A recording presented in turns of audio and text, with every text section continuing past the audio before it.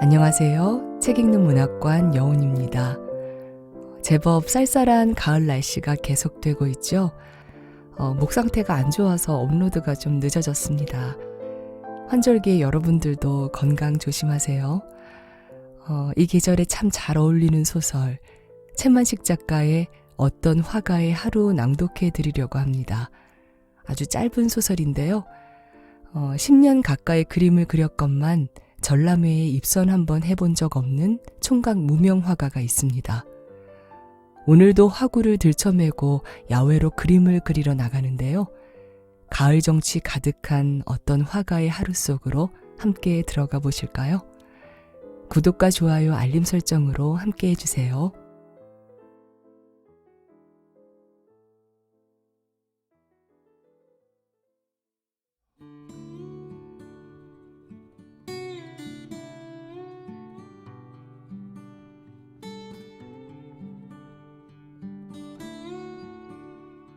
어떤 화가의 하루, 채만식.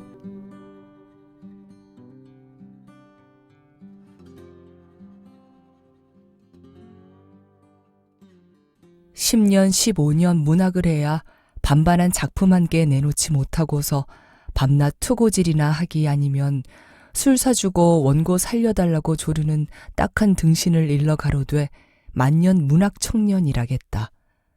한데 문단만 그런 게 아니라 화단에도 역시 그런 한심한 부대가 없지 않아서 가령 나 같은 사람만 하더라도 그림을 그린 지 언 10년이로 돼 꿈 이외에는 전람회에 입선 한번 해본 적 없고 세계 인구 16억 중 어느 눈 찌그러진 친구 하나들 아무개는 화가니라고 제법 대접을 해주는 선인이 없으니 문단으로 치면 옴남이 못하고 만년 문학 청년이라는 서자겠지만 화단에서는 그렇듯 악취미의 별명이 없는 것만은 천행이라 하겠다.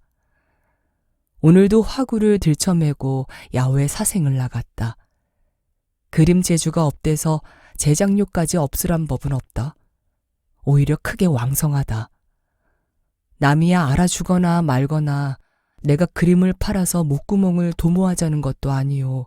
이름을 천추에 끼치자는 것도 아니요 하니 그저 그림이야 100년 그 모양이라도 그리기만 하면 그만이다. 새막에서 촌처녀가 낮잠 자고 있는 풍경. 이것이 오늘 그릴 주제다. 만일 그놈을 마침맞게 캐치하지 못하면 소요산으로 들어가서 노승이 단풍 밑에서 이를 잡고 있는 풍경을 그릴 작정이다. 그래서 동교로 코스를 잡아 동두천역에서 내린 것이 오후 2시.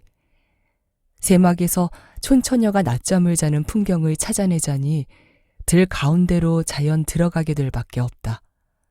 아무리 신경이 둔한 나라도 이렇게 들 가운데 서서 보니 미상불 가을이다. 변목이 숙어 황금 물결이 친다고 하면 그건 엄살이고 눈으로 보기에도 적실히 푸짐하다. 조선 팔도를 간발하고 돌아다녀야 어느 귀퉁이에 내 논 한 뙑이 있을 턱이 없건만 들에 나와서 잘 여문 별을 보느라면 이렇게 느긋하고 기쁘니 그것도 나라는 인간이 사람이 좋은 탓인가 보다. 지나가는 서풍을 받아 변목은 무긋무긋 동으로 솟고 끝없이 퍼져나가면서는 잘 손질한 정원의 잔디밭같이 곱게 가조롱하다. 들이 닿는 곳에 암암한 원산이 가로막고 산을 넘어 창공이 넌지시 굽었다. 가을 하늘이 구름 없이 맑아서 좋다는 건 거짓말이다. 오늘처럼 흰 구름들이 군데군데 천경을 저렇게 해 놓아야만 다 멋이다. 아무렇게나 흐트러진 구름 조각이 내 화필보다는 몇 곱이나 명장이다. 그러나 나는 탄식하지는 않는다. 하나님의 조화를 능가할 욕심은 없으니까. 들 가운데 조그만씩한 밭두덩이 있고 고추가 눈이 반짝 뜨이게 붉었다. 우리 할머니보다 더 늙어 보이는 노구가 흰 치마폭에 붉은 고추를 따서 담고 있다. 저게 노구가 아니고 촌처녀 같으면 오죽이나 좋아. 새막에서 떠벌리고 낮잠이나 자는 계집애는 명함도 못 드리게 마침 맞은 풍경일 텐데. 할머니! 불러도 귀가 절벽이라 그냥 고추만 따담는다. 옆으로 가서 소리를 꽥 지르니까야 가만히 돌려다본다. 할머니 손녀딸 없어요? 이건 말을 하는 게 아니라 생판 싸움이다. 손녀딸? 우리 언년이? 네, 언년이요. 언년이는 왜 안 나왔어요? 아유, 그건 무얼하게. 할머니가 허리 아픈데 고추 따느니 언년이가 따면 좋잖아요. 아유, 인제 제돌제비가 고추는 무슨 고추를 딴다고. 실없는 소리를.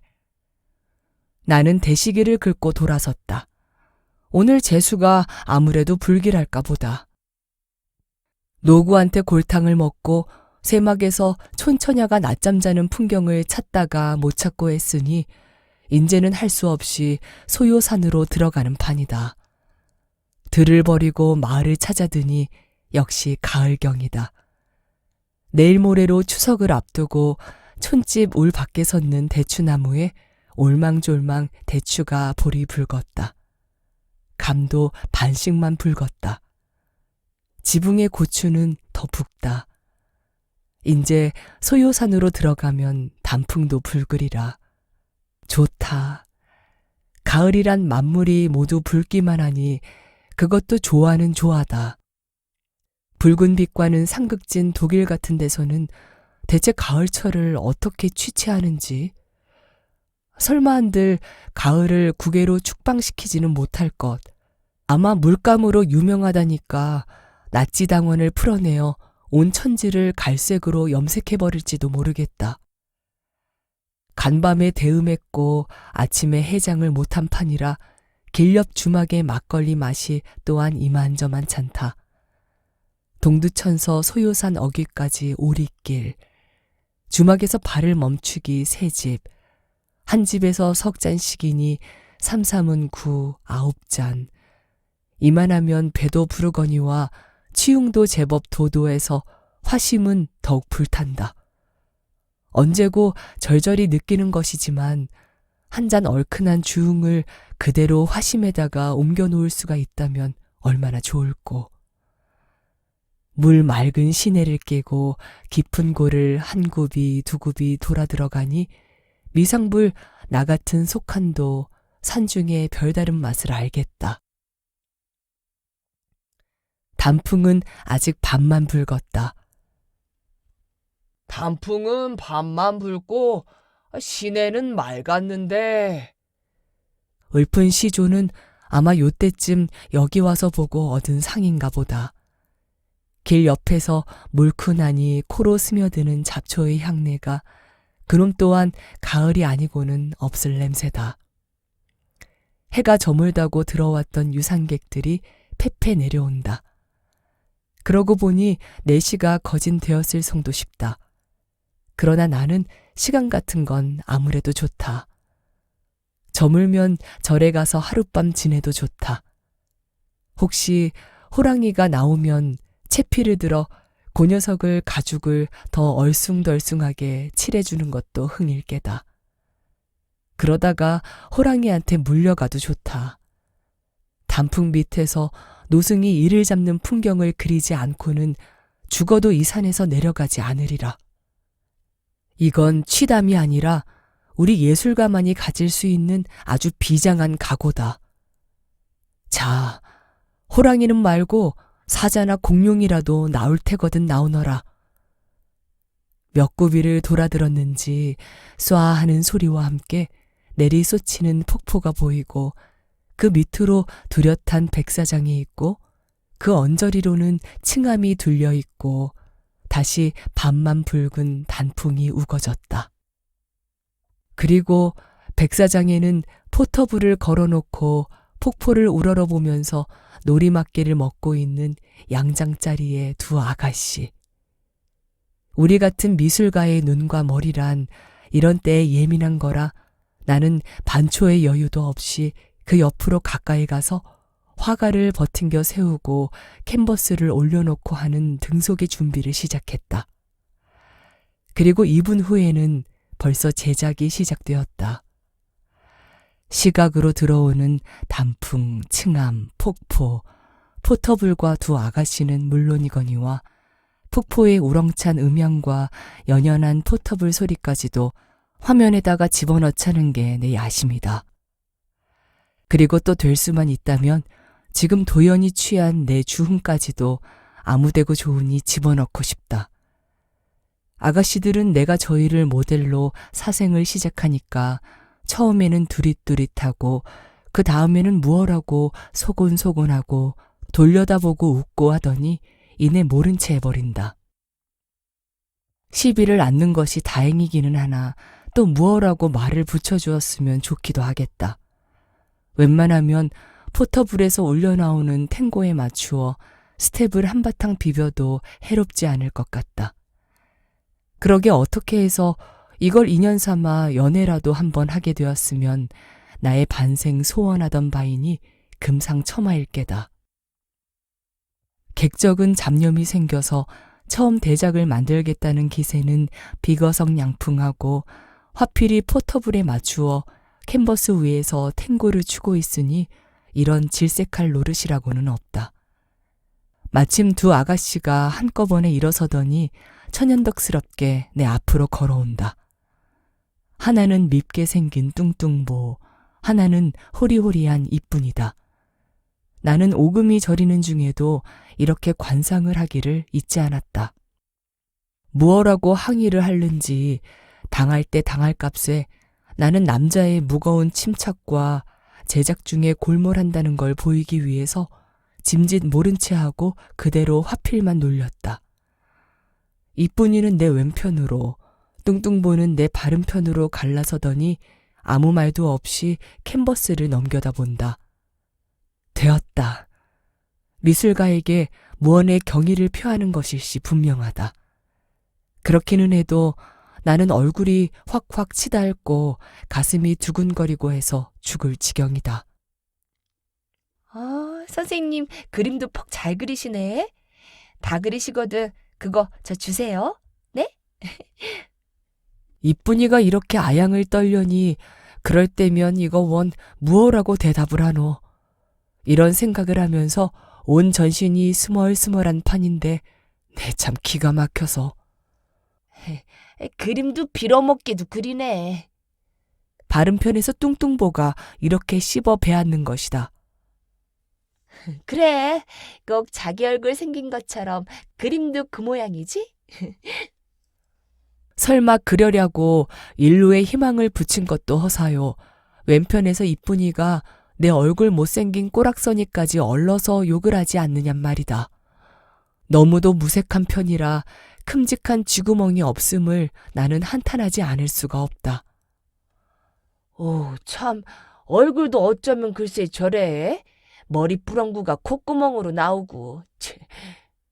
졸면서 빚은 메주덩이 같이? 얼굴은 물러터진 토마토 같고. 얼음판에 넘어진 황소누리랄게 아마 저런가 보지. 비 오면 코로 물이 들어가겠어.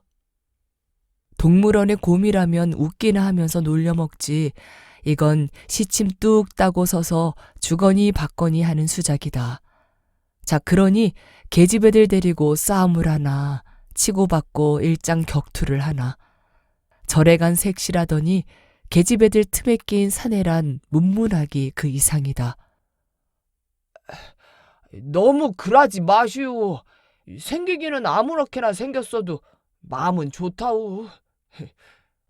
나는 그렇게 꼼짝 못하고 서서 대깨기만 할 일이 아니라고 마음을 돌려먹고 왼편의 예쁜이한테 항복을 했다. 아무렇게나 생긴 줄 아는 건 그래도 용합니다. 그럼요.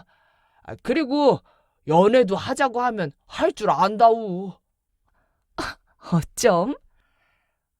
그러니까 당신 나하고 연애나 한번 합시다. 나는 당신이 이뻐 죽겠소. 네?